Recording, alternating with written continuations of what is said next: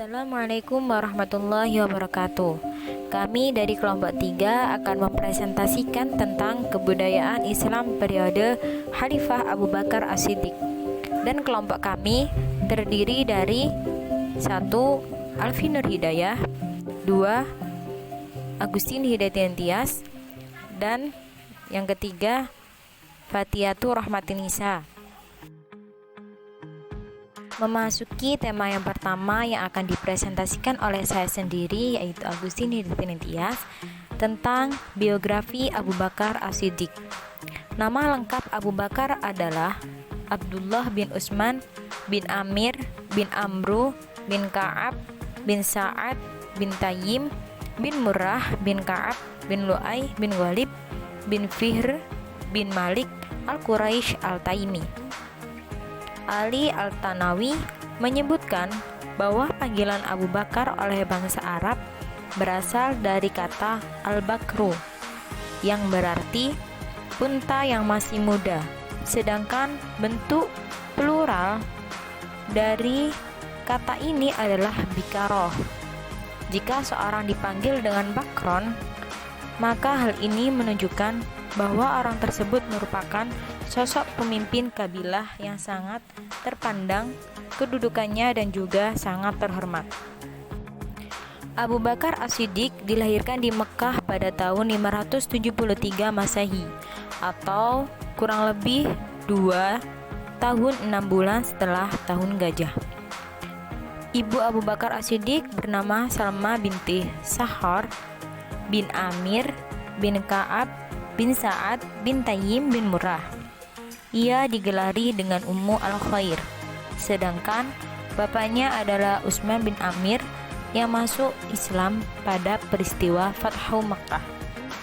Abu Bakar As-Siddiq menikah dengan 2 orang istri ketika ia masih di Mekah. Mereka adalah Qatilah binti Al-Azi dan Ummu Ruman binti Amir bin Uwaimar. Dari istrinya yang pertama, ia dianugerahi anak yang bernama Abdullah dan Asma. Dan dari istrinya yang kedua, ia dianugerahi dengan Abdurrahman dan Aisyah. Setelah masuk Islam dan hijrah ke Madinah, Abu Bakar menikah kembali dengan 2 orang istri, yaitu Habibah binti Kharijah dan Asma binti Umaisi. Dari Habibah ia dianugerahi anak yang bernama Ummu Kulsum yang lahir setelah ia meninggal. Ummu Kulsum menikah dengan Talha bin Ubaidillah yang merupakan salah seorang sahabat Rasulullah SAW. Sedangkan dari Asma ia dianugerahi dengan nama Muhammad. Abu Bakar As-Siddiq wafat pada Jumadil Akhir tahun 13 Hijriah pada usianya yang ke-63 dikarenakan sakit yang kurang lebih selama 15 hari. Ada riwayat yang mengatakan bahwa Abu Bakar As-Siddiq menderita sakit yang mengantarkannya pada kematian disebabkan oleh makanan yang dibubuhi racun oleh seorang Yahudi. Sebelum meninggal, Abu Bakar berwasiat agar jenazahnya dimandikan oleh istrinya, yaitu Asma binti Amishi. Selanjutnya yaitu gelar Abu Bakar As-Siddiq. Abu Bakar As-Siddiq digelari dengan beberapa gelar, yaitu Atik dan As-Siddiq. Gelar Atik yang disandang oleh Abu Bakar As-Siddiq memiliki beberapa pendapat di kalangan ulama.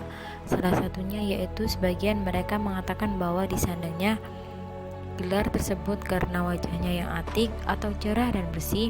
Ada juga pendapat yang mengatakan bahwa ia digelari dengan atik karena garis keturunannya yang bersih dan tidak ada cacatnya. Dan masih banyak pula pendapat yang lain mengenai gelar Abu Bakar As-Siddiq. Dan untuk gelar As-Siddiq itu, Rasulullah memberikan gelar As-Siddiq yang berarti berkata benar. Setelah Abu Bakar membenarkan dengan adanya peristiwa Isra Mi'raj Rasulullah, sehingga ia lebih dikenal dengan nama Abu Bakar As-Siddiq. B. Masa Khalifah Abu Bakar As-Siddiq. Yang pertama yaitu awal pemerintahan Khalifah Abu Bakar. Setelah Rasulullah wafat, kaum muslim di Madinah berusaha untuk mencari penggantinya. Ketika kaum muhajirin dan ansor berkumpul di Saqifah Bani Sa'idah, terjadi perdebatan tentang calon khalifah. Masing-masing mengajukan argumentasinya tentang siapa yang berhak menjadi khalifah. Kaum ansor mencalonkan Sa'id bin Ubaidillah, seorang pemuka dari suku Al-Hajraj, sebagai pengganti Nabi. Dalam kondisi tersebut, Abu Bakar, Umar, dan Abu Ubaidah bergegas menyampaikan pendirian kaum muhajirin, yaitu agar menetapkan pemimpin dari kalangan Quraisy. Akan tetapi, hal tersebut mendapat perlawanan keras dari Al-Hubab bin Munzir, yaitu dari golongan Ansor. Di tengah perdebatan tersebut, Abu Bakar mengajukan dua calon khalifah, yaitu Abu Ubaidah bin Zahra dan Umar bin Khattab. Namun, kedua tokoh ini menolak usulan tersebut. Akan tetapi, Umar bin Khattab tidak membiarkan proses tersebut semakin rumit. Maka, dengan suara yang lantang, beliau membaiat Abu Bakar sebagai khalifah yang diikuti oleh Abu Ubaidah. Kemudian proses pembaiatan pun terus berlanjut seperti yang dilakukan oleh Bashir bin Sa'ad beserta pengikutnya yang hadir dalam pertemuan tersebut. Kemudian yang kedua, faktor-faktor terangkatnya Abu Bakar As-Siddiq sebagai khalifah.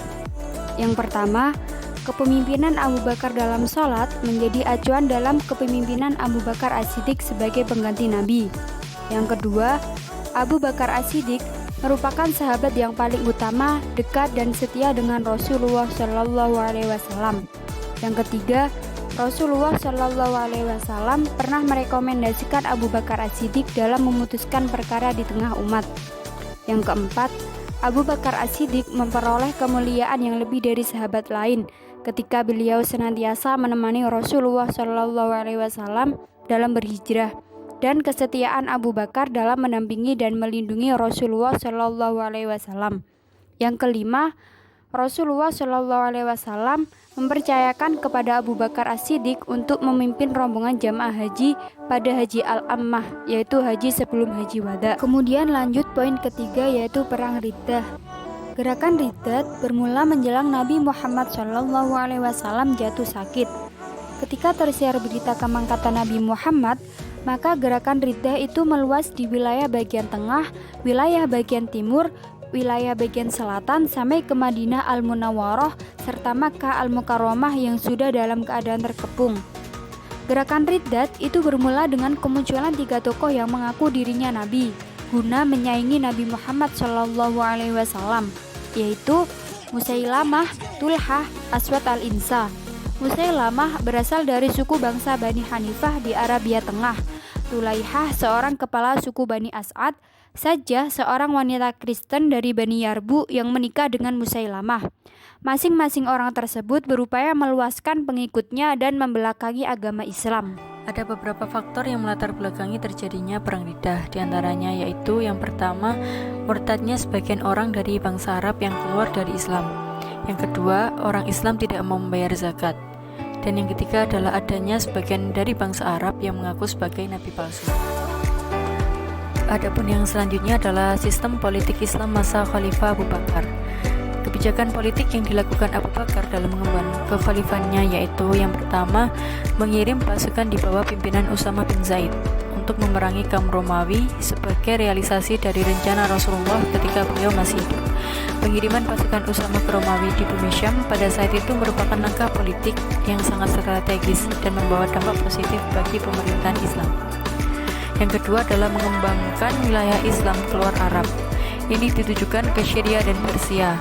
Untuk perluasan Islam ke Syria yang dikuasai oleh Romawi, yaitu Kaisar Heraklius, Abu Bakar menugaskan 4 panglima perang, yaitu Yazid bin Abu Sufyan yang ditempatkan di Damaskus, Abu Ubaidah di Homs, Amir bin As di Palestina, dan Surabil bin Hasanah di Jordan. Adapun kebijakan di bidang pemerintahan yang dilakukan oleh Abu Bakar, diantaranya adalah yang pertama, pemerintahan berdasarkan musyawarah. Yang kedua, amanat Baitul Mal. Yang ketiga, konsep pemerintahan. Dan yang keempat adalah kekuasaan umat.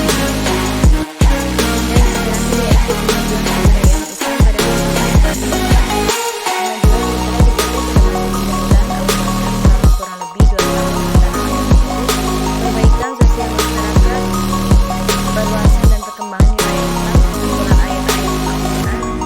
sebagai kepala negara dan pemimpin